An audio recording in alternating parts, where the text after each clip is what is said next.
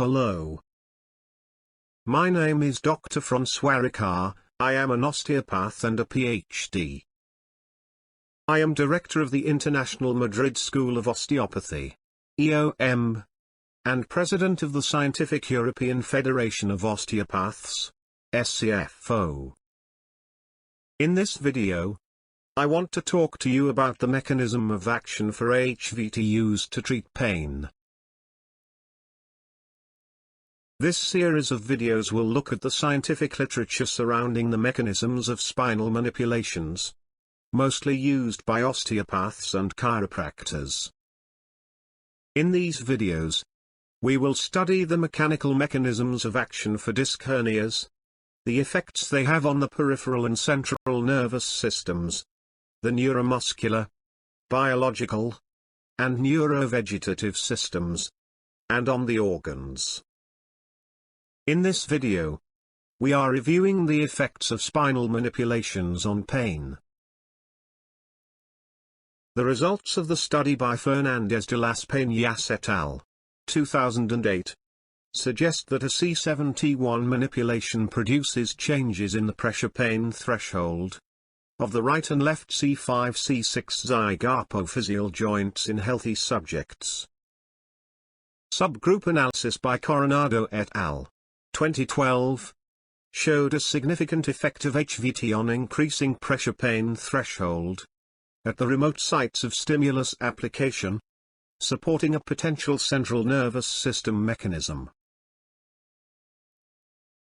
According to Fryer, after applying osteopathic manipulative treatment, both biological and psychosocial treatment mechanisms affecting the tissues, nervous system, and psychology of the person may help modify pain and increase movement, though improvements may be small and temporary. These mechanisms may help to improve cognitive reassurance and education to help with motor control. This picture shows the psychosocial and biological factors in somatic pain and aims of osteopathic management, according to Fryer. Pagé et al., 2019, observed a decrease in pain intensity, disability, and tenderness during spinal manipulation. P-values less than 0.05. At follow-up, 24% of participants were classified as improved. Predictors of improvement were a greater decrease in pain intensity and in tenderness, p-values less than 0.05. This figure, according to Pagé et al., 2019, shows in A, spinal manipulative therapy parameters. In B, muscle activity, pale bars, median plus minus IQR, and indenture displacement, dark bars, mean plus minus standard deviation.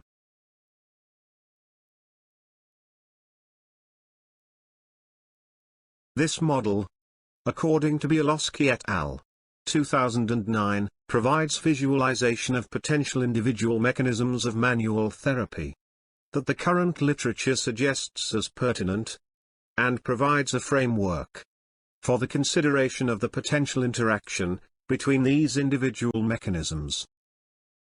Specifically, this model suggests that a mechanical force from manual therapy initiates a cascade of neurophysiological responses from the peripheral and central nervous system, which are then responsible for the clinical outcomes of reduction of the pain.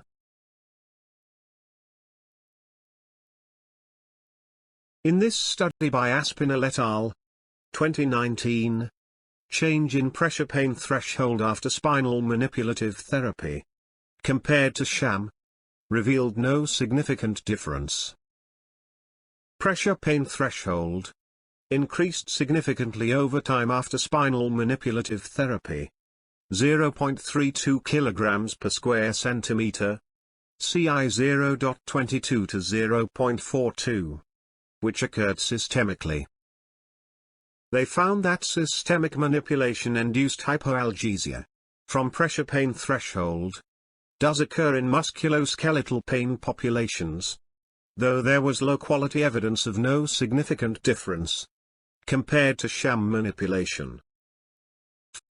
Future research should focus on the clinical relevance of manipulation-induced hypoalgesia and different types of quantitative sensory tests.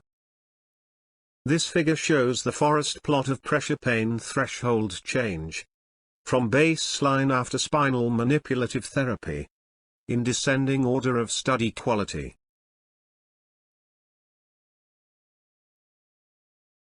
Coronado et al. 2012 showed that spinal manipulation demonstrated a favorable effect over other interventions on increasing pressure pain threshold. Analysis of the subgroups showed a significant effect of spinal manipulation on increasing pressure pain threshold at the remote sites of stimulus application, supporting a potential central nervous system mechanism. The picture shows the measure of pressure pain threshold in low back pain. The findings of the study by Prinsen et al. 2014 suggest that analgesic medication use is lower in patients who receive OMT, align with previous findings of randomized controlled trials, and support the generalizability of these findings. This table shows the improvement measures in 539 patients who underwent one osteopathic manipulative treatment session versus those who did not. The objective of this study by Oliva Pascual-Vaca et al. 2017 was to determine the efficacy of a high-velocity low-amplitude manipulation of the thoracolumbar junction in different urologic and musculoskeletal parameters in subjects suffering from renal lithiasis. Intragroup comparison showed a significant improvement for the EG in the lumbar flexion range of motion, p less than 0.001, and in all the pressure pain threshold, p less than 0.001 in all cases. Between group comparison showed significant changes in randomized controlled trials in quadratus lumborum, p less than 0.001, as well as in the spinous processes of all the evaluated levels, p less than 0.05.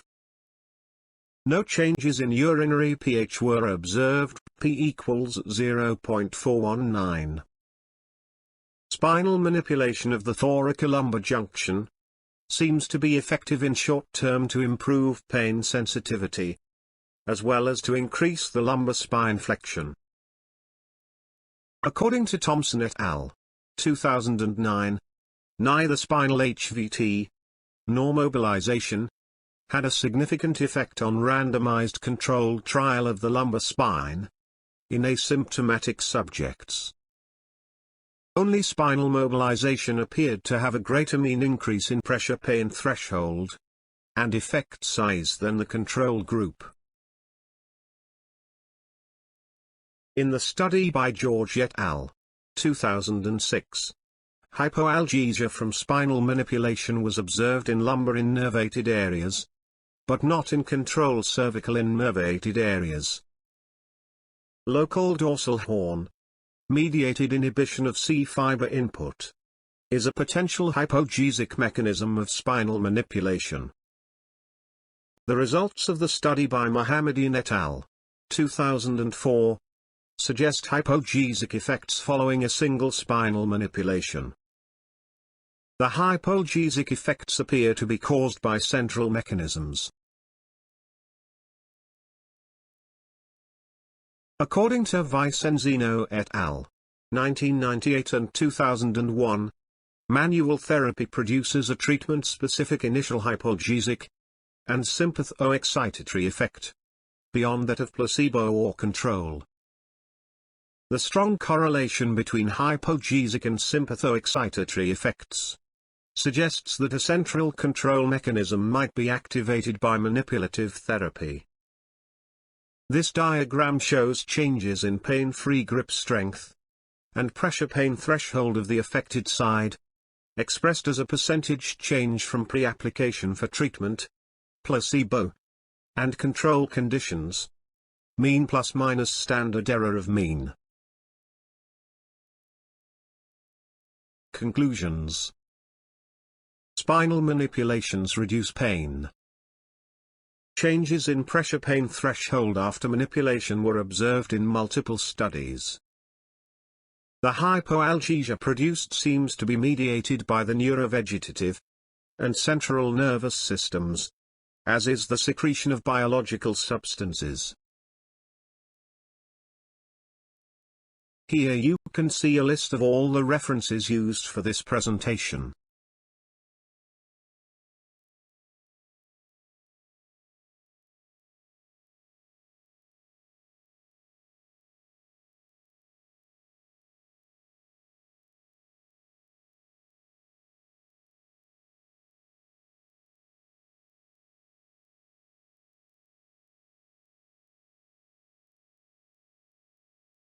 Thank you for listening.